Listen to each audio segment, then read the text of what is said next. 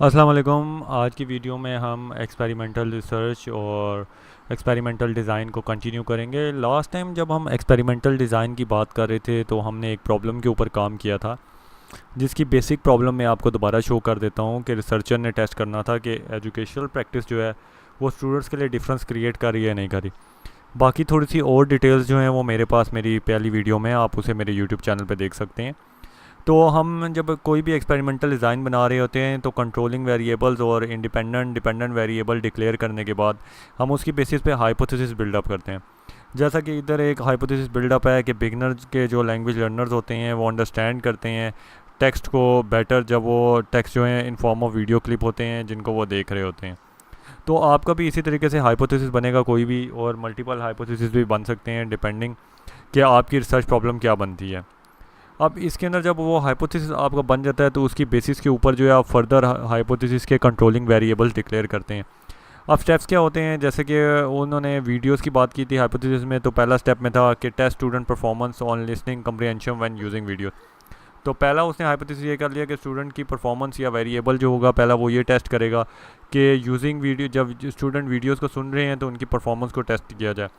उसके बाद जो है सेकंड वाला जो है उसकी बेसिस पर ये होगा कि दो ग्रुप्स ऑफ स्टूडेंट को टेस्ट किए जाएं, जिन्होंने ये इनोवेटिव मटेरियल और यूज़ किया और जिन्होंने इनोवेटिव मटेरियल यूज़ नहीं किया। लेकिन जब आप ये काम कर रहे होते हैं तो ज़रूरी नहीं है कि आपके पास जो है सीधा सीधा आपके पास आंसर आ जाएगा। आपके पास जो है इसके अंदर प्रॉब्लम भी आ सकती है। एक्सपेक्टेड प्रॉब्लम क्या हो सकती है कि दूसरे वेरिएबल जो हैं वो ज़्यादा पॉजिटिव परफॉर्मेंस स्टूडेंट्स की डिस्प्ले कर रहे हों, जबकि ये भी हो सकता है कि जो आपके पास ग्रुप्स हैं उनके लेवल्स डिफरेंट हों और वो आपकी परफॉर्मेंस के ऊपर इफेक्ट भी कर रहे हों। तो बेसिकली जो भी आप रिसर्च हाइपोथेसिस बिल्डअप कर रहे होंगे उसकी काफ़ी फर्दर प्रॉब्लम बन सकती हैं। तो नेसेसरी नहीं है कि आपके पास जो हाइपोथेसिस है उसके अंदर आप प्रॉब्लम एक्सपेक्ट नहीं करेंगे। तो आपने स्टेप्स के अंदर ये देखना है कि कौन सी आप वेरिएबल डिक्लेयर करें जो कंट्रोल्ड वेरिएबल हों और जो परफॉर्मेंस को डिक्लेयर कर सकते। तो इन दोनों प्रॉब्लम का सोल्यूशन आपके पास ये बनता है कि आप रैंडम वेरिएबल असाइन कर दें इंडिविजुअल ट्रीटमेंट को, और उसकी बेसिस के ऊपर आप ग्रुप बना दें और उस ग्रुप को जो है प्री टेस्ट और पोस्ट टेस्ट कर लें। तो बेसिकली जब आपके पास कोई भी हाइपोथेसिस बनेगा तो उन प्रॉब्लम को सॉल्व करने के लिए वेरिएबल्स को एक कंट्रोल एनवायरनमेंट में यूज़ करने के लिए आपको ये स्टेप फॉलो करने पड़ेंगे, और आपको ऐसे वेरिएबल देखने हैं जो आपको एक बाइस रिजल्ट ना दें। तो इसका रिज़ल्ट क्या आएगा कि अगर आपके पास रैंडम असाइनमेंट होगी तो पर्सनल एट्रीब्यूट्स भी शामिल हो जाएंगे उन यूज़र्स के, और एक्सपेरिमेंट जो होगा वो डिस्ट्रीब्यूटेड जो होगा वो इक्वली हो जाएगा जितने भी ग्रुप्स हैं उसके अंदर। इसके अलावा अगर असाइनमेंट भी रैंडम होगी, अगर एक प्री टेस्ट होगा और एक पोस्ट टेस्ट होगा और जो रैंडम होगा, तो उससे ये होगा कि आपके पास जो है वेरिएबल्स जो हैं वो आपकी आउटकम को जो है इन्फ्लुएंस नहीं कर सकेंगे। तो इसी तरह हम वेरिएबल्स को डिफरेंट को चेंज करते हैं और हम उन वेरिएबल्स को अपनी रिसर्च के अंदर यूज़ कर रहे होते हैं। तो जब हम फर्दर बात करते हैं कि आप रिसर्च के अंदर किस तरीके से वेरिएबल को यूज़ कर सकते हैं, तो आपके पास जो है एक क्राइटेरिया बनता है एक्सपेरिमेंटल रिसर्च को एवेल्यूएट करने का, जिसके अंदर जो है आप ये किस तरीके से चेक करें कि अगर मैंने हाइपोथेसिस बनाया है और मैंने अपने वेरिएबल बहुत अच्छे तरीके से डिक्लेयर किए हैं तो मुझे किस तरीके से पता चलेगा मेरी रिसर्च ठीक है। तो उसका क्राइटेरिया किया है कि आपके एक्सपेरिमेंट ने एक बहुत पावरफुल इंटरवेंशन किया है कि एक बहुत पावरफुल रिजल्ट दे दिए हैं। इसके अलावा जो है जो ग्रुप्स की ट्रीटमेंट है वो आपके पास लेस है, और आपके पास जो हैं काफ़ी अच्छे किस्म के पार्टिसिपेंट जो हैं स्टडी के अंदर शामिल हैं।